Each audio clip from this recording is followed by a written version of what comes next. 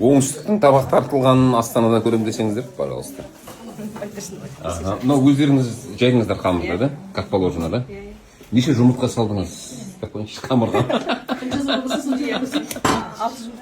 6 жұмыртқа, 6 жуалаға, да? Bir жуалаға бір жұмыртқа кете ме? Еттің сорпасына сесеңіз вообще дәмді болады. Да? Ненің сорпасына? Еттің өзін қайнатқан сорпасына. Сорпасына, да? Міне ана жолғы маған айтып жатқан шолпылар болса екен ғой. Шолп қылады ғой, содан нан шолпы дейді ғой баяғы. Вот енді туралған етті рет дейді келіндері, дұрыс па? Ну-ка енді, маған ретін айтыңдаршы, қалай саласыңдар етті? Майлы тұздық. Дұрыс па мен? Оны сіздер саласыздар, щоб анау қамыры бір-біріне жабысып қалмас үшін. Дұрыс па? Қамыр дейсіздер ғой сіздер. И қамыр ауқат деп қойыстар анда-санда, да? Білем ғой. Түбім сол жақтамын ғой, білем ғой. Мін кетті.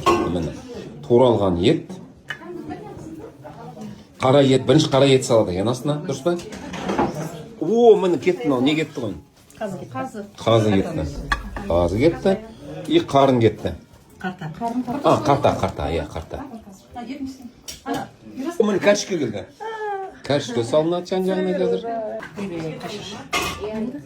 Мін үстінен енді тұздық кетті тағы. В общем, тұздықты екі рет салады екенсіздер, е?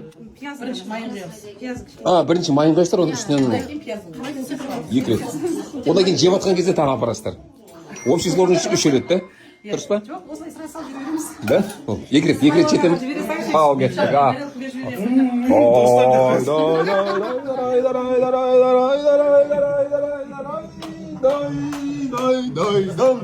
Alhamdulillahi Rabbil Alamin, wassalatu wassalamu. Как положено? Бисмилlah. Қанат деген ағашыңыз ол кісі. Кәне, мін. Біздің күйеу бала. Баракалла. Ас болсын. Мін, бисмилlah. Атпенге күйеу балам берген. Көкпарға бара алмаған кісілер, осы жерде Қанат аға бар, сіз бар, бір шапанымыз бар. Тойдан келіп. Сорпаға салайын. Негізі тамақ. Айран қостық, ащы қостық. Ой, бисмилlah.